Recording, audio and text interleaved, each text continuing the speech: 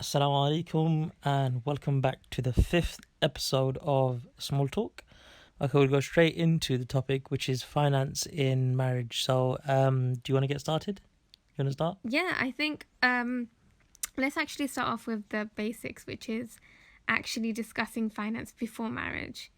To be completely honest, I didn't ask you about your income or anything like that until we had already done our nikah. I think personally, I felt like it wasn't the. I don't know. I just personally felt like I shouldn't ask you that question before we were already married. And Sorry, that's not because I didn't want to know. I think knowing your job role is like enough to gauge what sort of income you're roughly on. what you'll be earning, yeah. And I just felt like that was more than enough for me to be content with not knowing like the exact figure before we actually got married. So it was only actually after we had our nikah done. And I think it was like a couple like dates after that You'd ask. when I asked you, like, is it okay for me to ask you about your finance situation now? And yeah, we just had a open discussion about it.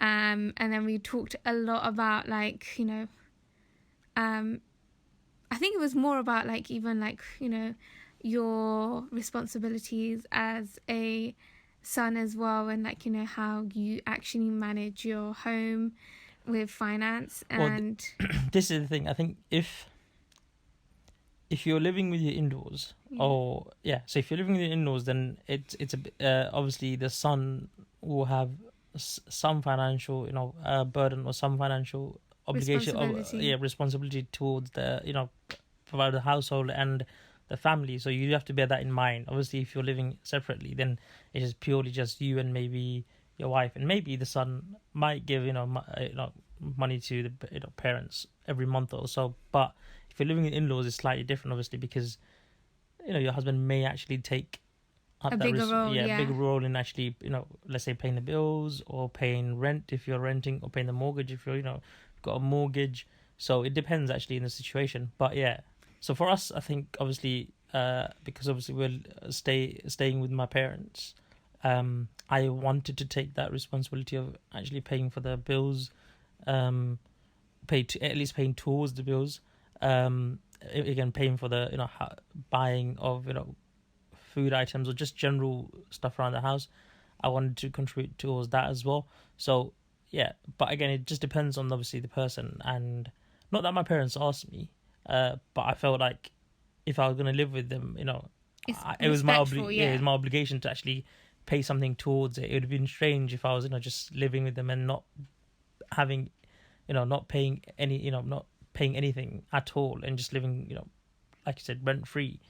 And not that I think they would have minded, but I felt like it was like an obligation that I should actually do it, because but I think surely more than that, it's just respectful. Exactly. You do care. You care about your parents, and you have that respect for them. So, and especially considering you have a job and everything, and it's not like you're unemployed and you don't have any finance saved up. I think most people in probably our situation would probably contribute something. Yeah, I think so. I think the general gist is, if you're living in a home with your in-laws, you want to try and contribute a little bit towards any living costs. And, massively, we've spoken about how inflation has gone up, and it has affected a lot of households. And, the discussion of finance is probably heavy on loads of people's minds right now,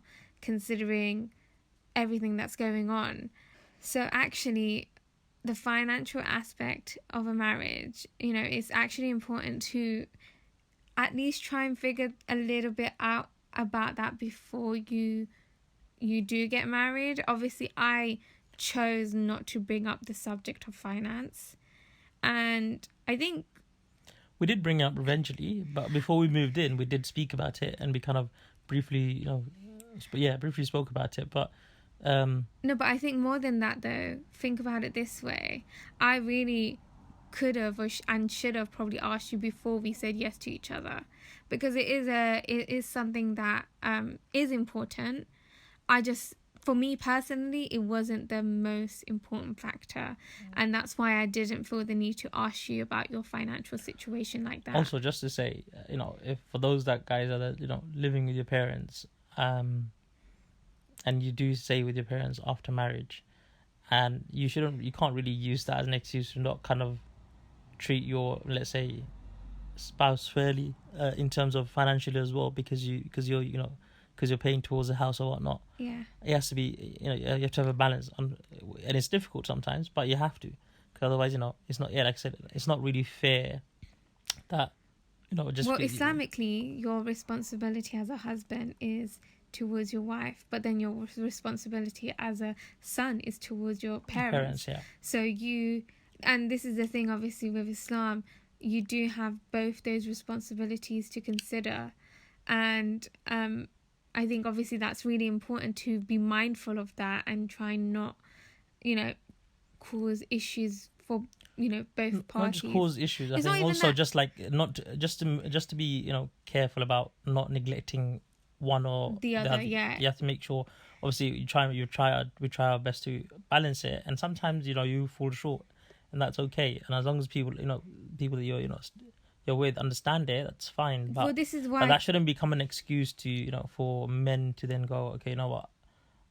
I'm not gonna, I'm just gonna be not necessarily just being unfair, just not taking care of one side or not.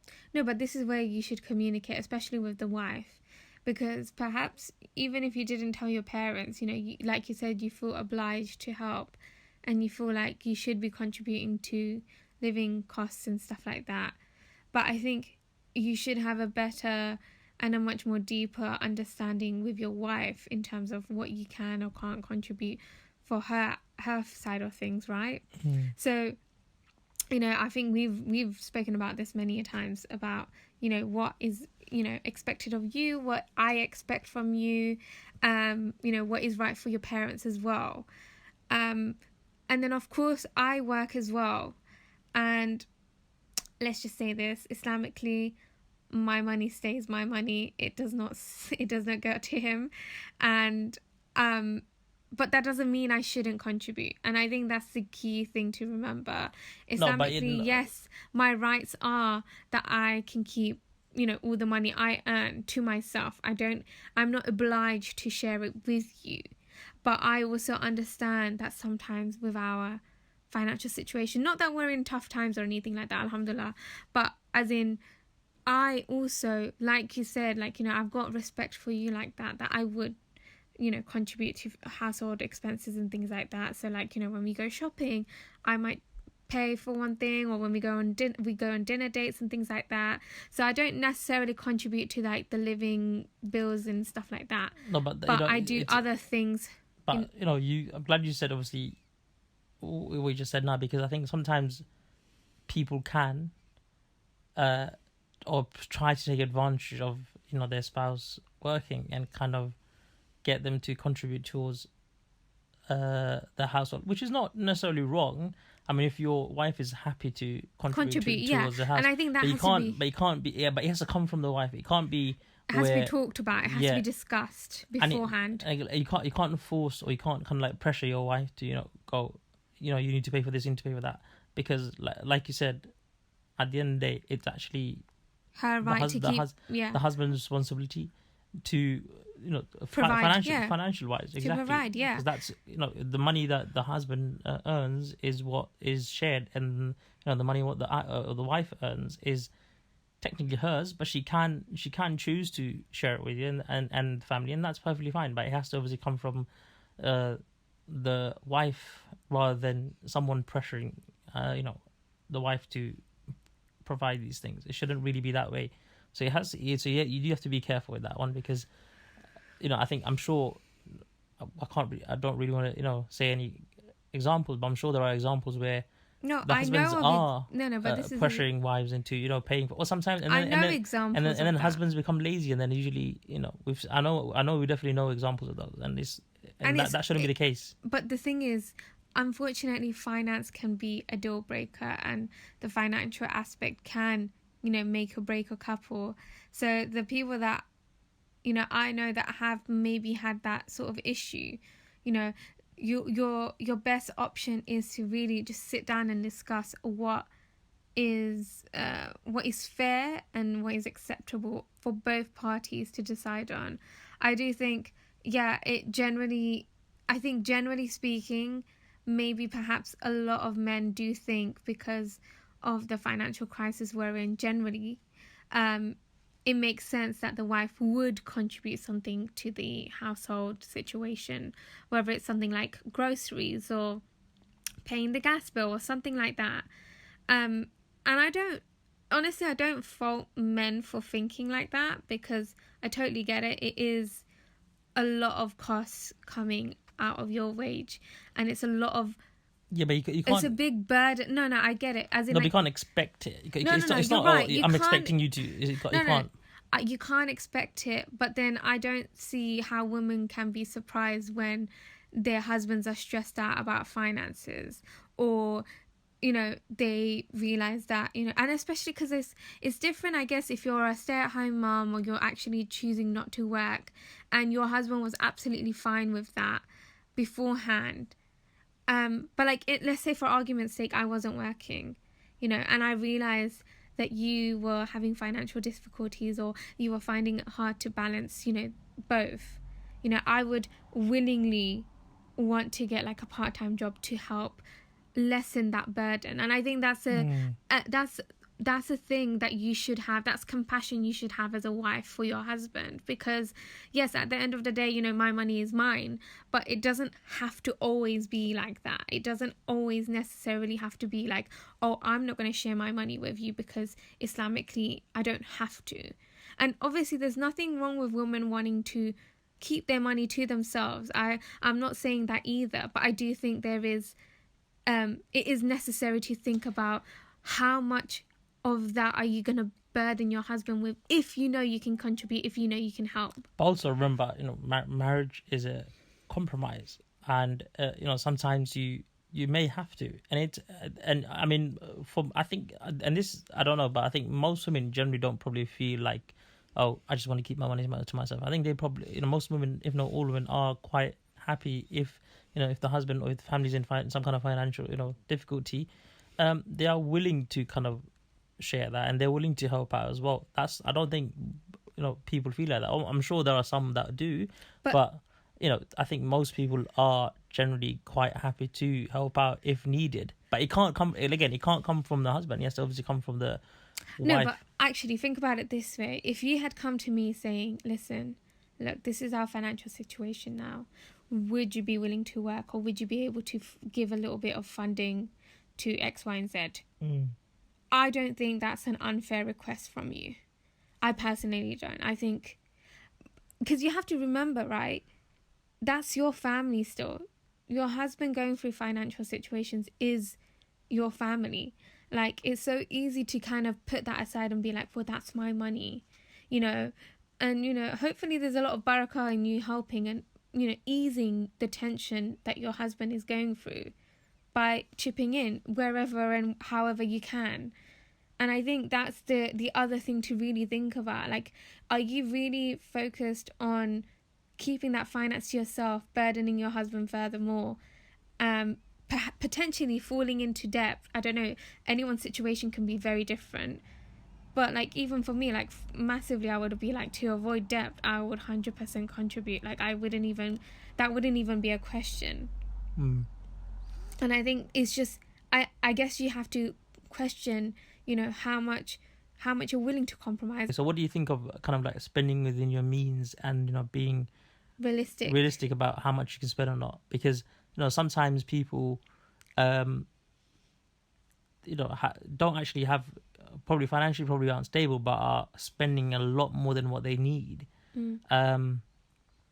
Vice versa, you probably have people who have, are earning or have financially very stable, but then they are, they're not they don't like to spend. So what do you think of that in terms of like, so what do you think of it?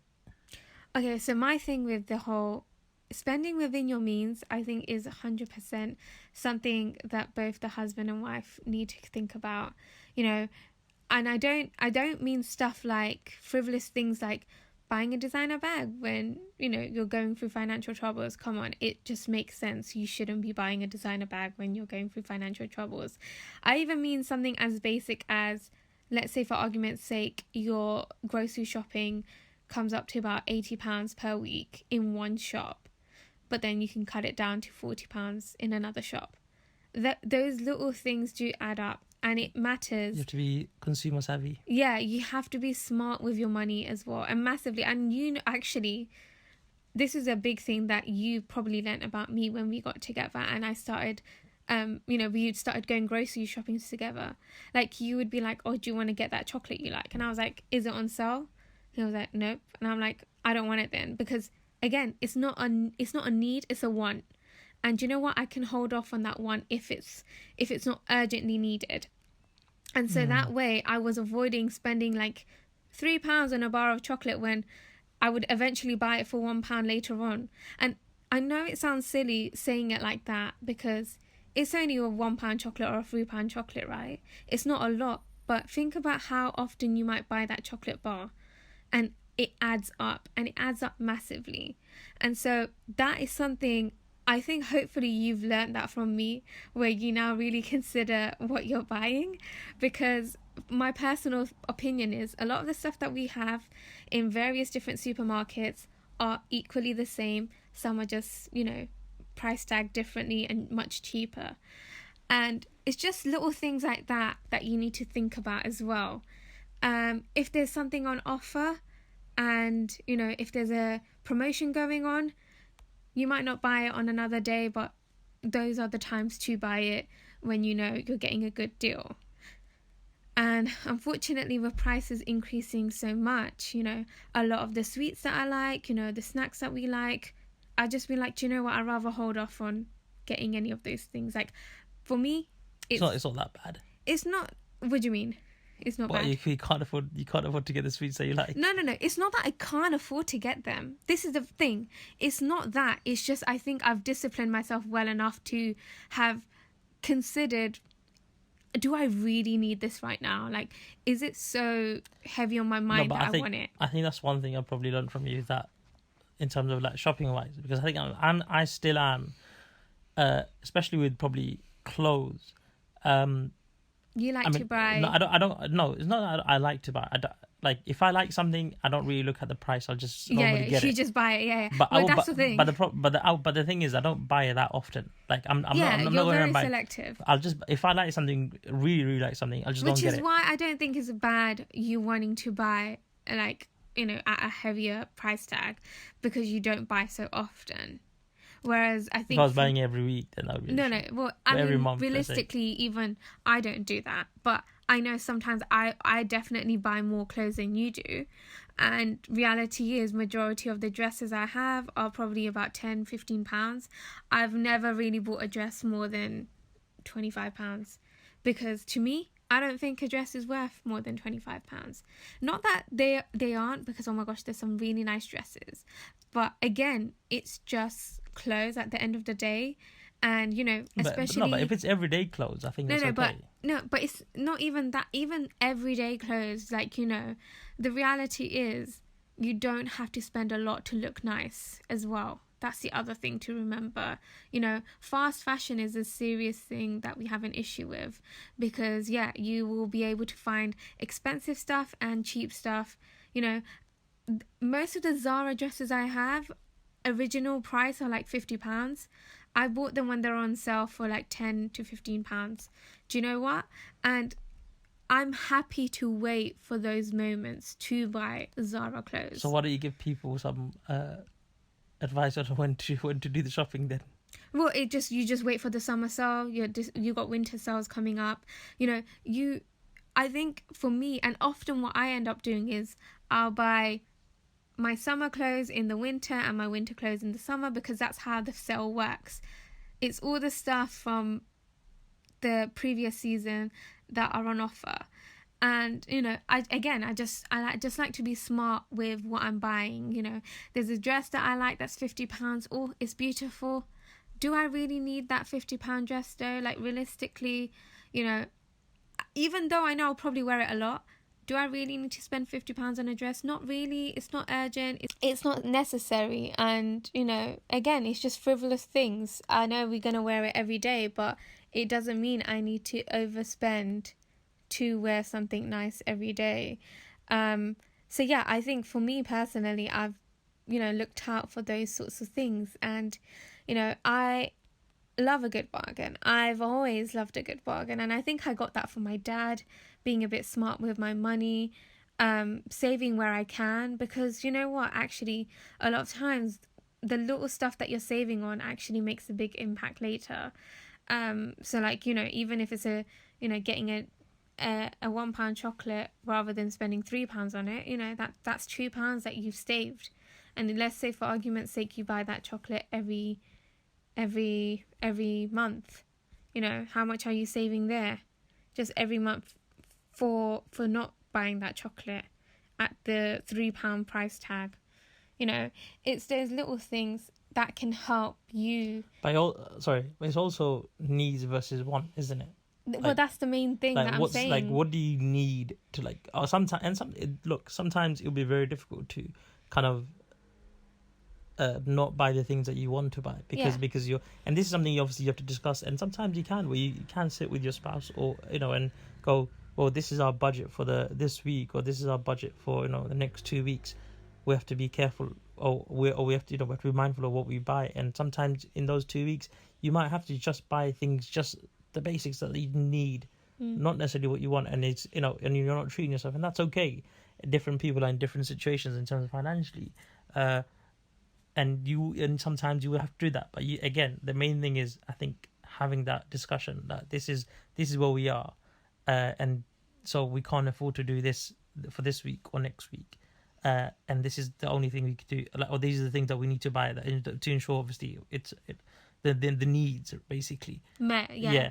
And so sometimes you have to do that, and it's, you know, there's nothing wrong with that, by the way. It's I think it's perfect right. It's probably good, obviously, and again, you just have to have that discussion. And I don't know what another thing I would mention actually is, you know, sometimes we do unnecessary shopping, or we buy something in the heat of the moment and then we don't actually need it.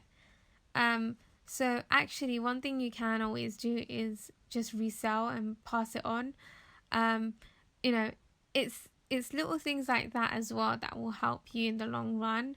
So like, let's say, for example, you bought a pair of jeans that used to fit you but no longer does, but it's in excellent condition. You know, using apps like Vinted, you know, eBay, there's loads of different ones, Depop.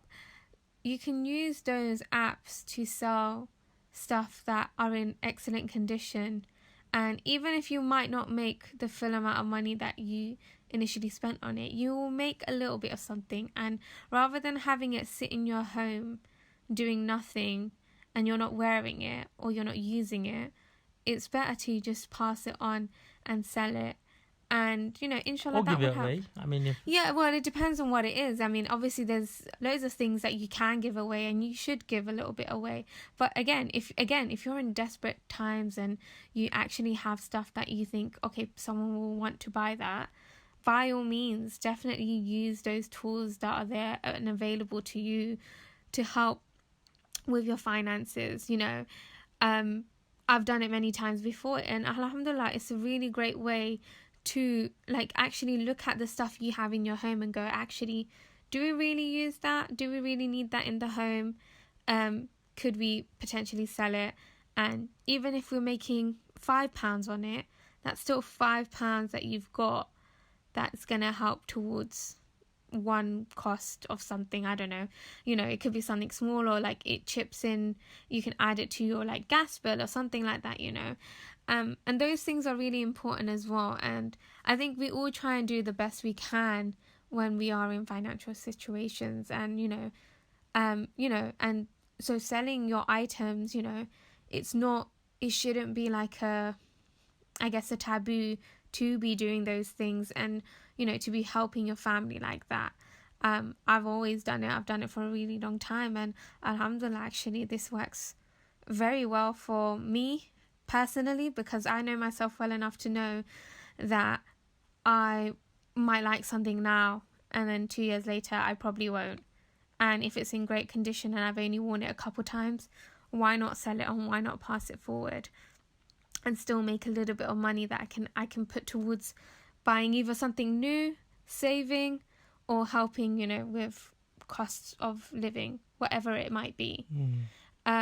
Another thing to consider would be joining finances.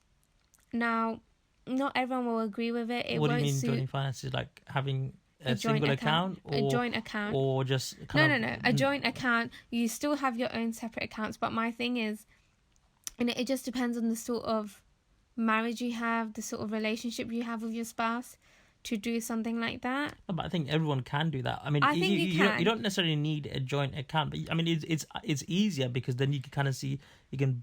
I mean, that especially if you want to save up for something. This is the thing. So if you're both planning for the future, that would be a good way of kind of putting money towards that, and kind of not touching that and going, you know what, this is the money we'll just every month we'll put in, let's say £500 together or £500 each. I don't know how, whatever works best for everyone, and going, we're just going to leave that. We're just going to save that for the future, for the next, let's say in 2 years time, we want to, maybe you want to pay something towards a house, or maybe you want to pay something towards, I don't know if holiday is something you want, but anything, even family planning, like not even family, just even emergencies. You just need a little cash save to put to one side. So like we said, it is good to also have your own personal accounts, just for your own safety, just for your own peace of mind. Especially with work, they tend to want you to have your own name on record. But also, you have the luxury of choosing how you want to spend your money. This is for both men and women. So I think when it comes to a joint account, it should very much be about stuff that you want to do together. And the other thing actually to mention is, what percentage are you contributing? Obviously, if you are willing to share your money and are willing to pay, let's say, rent or gas bill or something like that, it's always good to kind of discuss what you can afford to give, how much you want to give.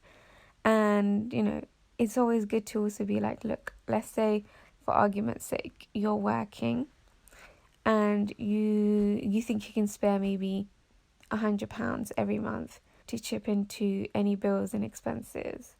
It's very easy to just sit down and talk about it.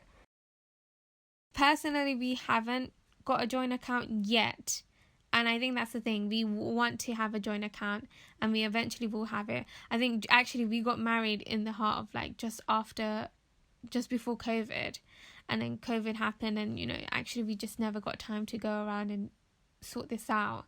But me personally, when it comes to saving money, I'm actually quite strict with myself. So if I'm putting aside, let's say £500, guess what? That £500 is not getting touched. And I think that's another thing that can be tricky for couples, is if you're strict on yourself, you can save up and you can, make sure you're both doing your part with saving together. But at the same time, like you said, like buying frivolous things, or like getting easily sucked into ordering food and going out to eat and doing things like that. I mean, it can be very hard to save up for those things. But having said that, they have their place. No. Having said that, actually, I agree that they do have their place, because one thing I would say, even if you're on a very strict budget, I think try once every fortnight to do something together as a couple. Whether it's go to dinner, or whether it's something even as simple as buying groceries to cook dinner at home together as a couple. I think that's the other thing you don't want to happen when it comes to financial worries, is actually really let it put a massive strain on your relationships. So just remind each other, you appreciate one another for whatever work you're doing and however much you're contributing. Because I do think that's the other thing that you don't want to neglect actually doing, which is being a couple together and actually appreciating one another. Sometimes the problem becomes is we either completely, we use that as an excuse to sometimes completely go, you know what, I can't do anything else, and we're really struggling, and sometimes the wives feel like they're not being treated fairly, or vice versa with parents. And I think we have to keep, and we have to not keep, we have to ensure that we don't fall into that trap. Like you said, even if it's it's so important to treat both sides fairly, otherwise you're gonna have conflict, and again that's gonna put more strain on your relationship. And it's if it's avoidable, you should. But the thing is, these things like planning like date night together, it shouldn't have to be expensive or costly. You can do something meaningful on a budget. And like I'm saying, like even just buying groceries and cooking a meal together at home can be very nice and romantic, can be a way to remind each other how much you mean to one another. So it's not like you have to go out of your way to spend, I don't know, £80 on dinner, going out to eat somewhere. It could even be something as simple as going to watch a movie together, or doing a movie night at home together. You just gotta make sure that the financial stress and worry doesn't actually come between your normal relationship. And it's easier said than done, of course, but this is where your communication needs to be really good with one another. You need to be on the same page. Like, I think one thing that would worry me is if you were hiding financial issues from me.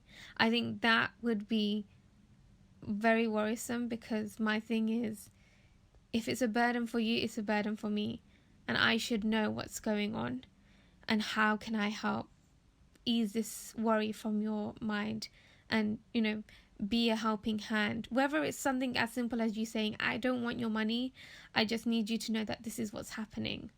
Cool. Even if we're just using your money, I'm going to make sure we're using your money wisely, and we're not being frivolous with it. We're not messing about and buying unnecessary things, and I think that's the key thing to also remember. If he's full on taking on the responsibilities of providing everything and he doesn't want your money, respect his money though. Respect that it is his hard-earned money, and if you've got things that you need to budget for, be considerate of that. I think I prefer taking on that budgeting role.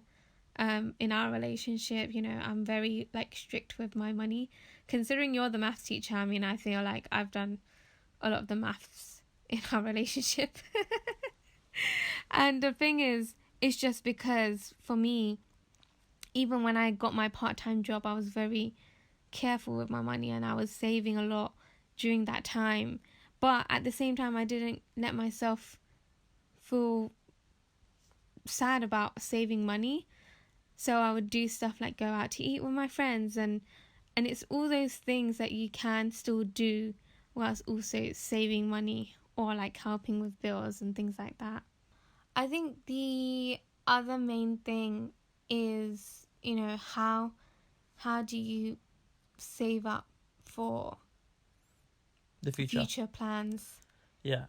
I think, sorry, before going to, I think one of the things I don't know, but I think Asian men generally tend to struggle with is actually letting their families, or maybe letting their spouses know that they are actually in a little bit of financial trouble.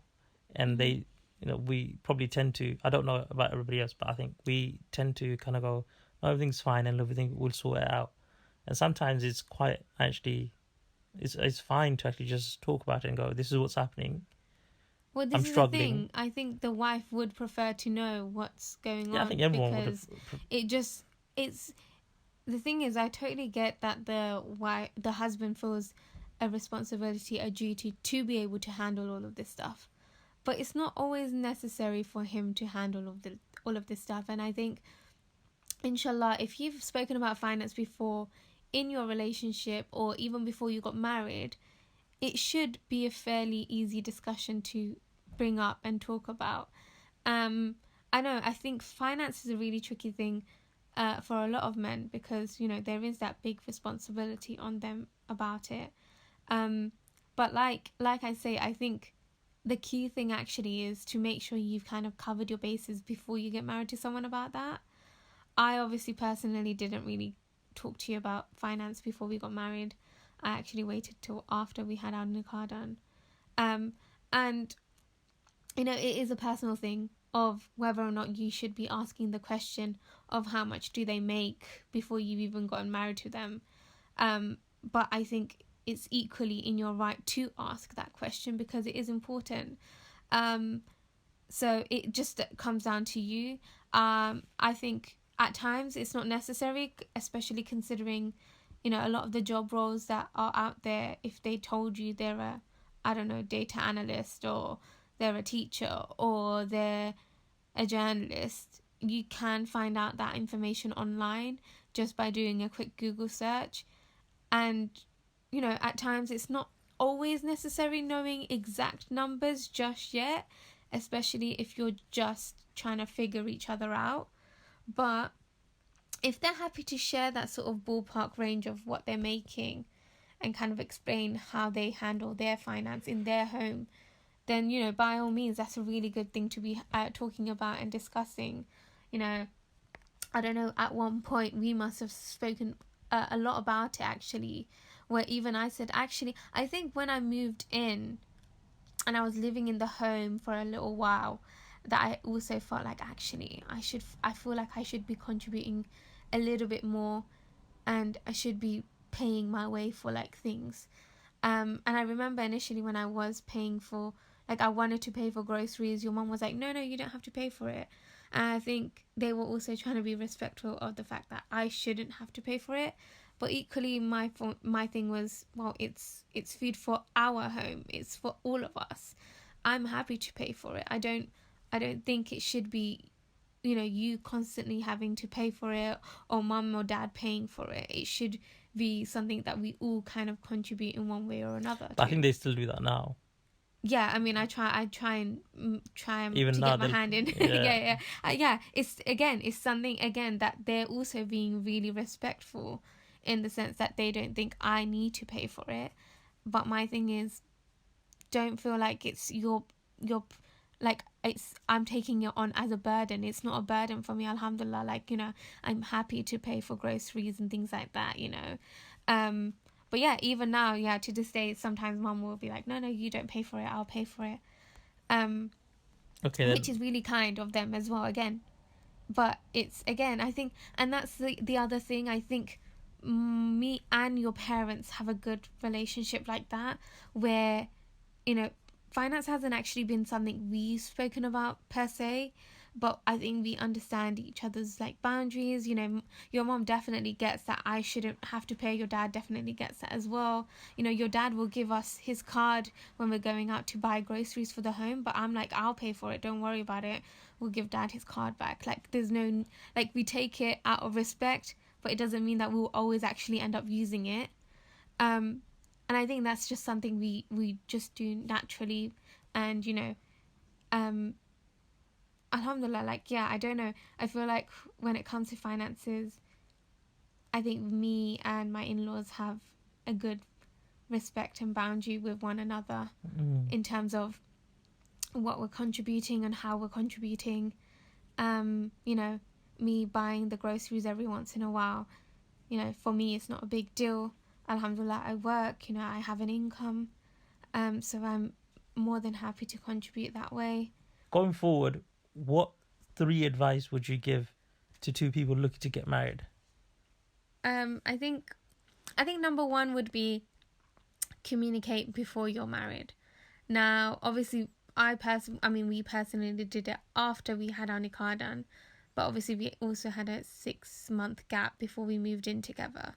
So for me personally, it worked out better just waiting to be married, but it doesn't mean that you shouldn't actually broach the subject before marriage. I think number 2 is actually talking to one another, communicating to one another what the financial situation is like, and also discussing how you plan for the future. The third thing, and I think the third one would be to understand the situation you're in, and your not just your living room, everything. Because like I said before, earlier, and the husband having a huge financial responsibility, and understanding and being patient. And I think that's probably the third one that would be the most important as well. It's just being patient and understanding that the responsibility is huge. It's not easy, and compromising. I think compromising and it's compromise and compassion. Yeah, that's what it is. Compromise, compassion, and patience. That's, I think, the third thing we'd say. I mean, like we've mentioned earlier, that finance can be such a tricky subject for couples, but you shouldn't let it get in the way of your relationship. And inshallah, just talking to one another is the best way forward, and being able to overcome these situations, inshallah. And when I say talking to one another, I literally mean sit down at at the table, dining table or something, and actually just literally going through finances together, which is what we did. And it worked. It massively worked. It was just, I guess for us, we spoke a lot about finance before we had any financial issues or situations or things like that. And that is also quite important to try and discuss beforehand, before you're in a dilemma. You can never predict what could happen to you financially, and so just being a bit cautious about saving as well, and just planning for the future a little bit is important as a husband and wife to try and do. But yeah, I think we've rambled on about finances quite a bit, so I hope this was useful. I hope our advice is good, and maybe it will make you think about how you want to discuss finances with your spouse. Hopefully it's you benefit a little bit from what we've spoken about. Yeah. Oh, I was going to say one more thing, which is, if you're like me, there's nothing wrong with doing like budget planning or writing down how you plan to spend your money. I think you should. It's a good thing to do. Yeah, I think I'm very much a stickler. I love to-do lists and notes and lists in general. So when it comes to finances, I'm quite good with jotting down what's the cost of my petrol, how much am I spending on that, how much am I spending on my mobile contract, those sorts of daily monthly things that get accumulated. So yeah, definitely don't feel like you can't do those things as well, and discuss it as husband and wife, and talk and jot down your total income and all of that stuff together. But yeah, okay, that was the end of it. I'm gonna stop because I can clearly keep going on and on about it. But yeah, we hope you enjoyed this. Like and subscribe. I'll see you in the next episode, inshallah. Assalamu alaikum.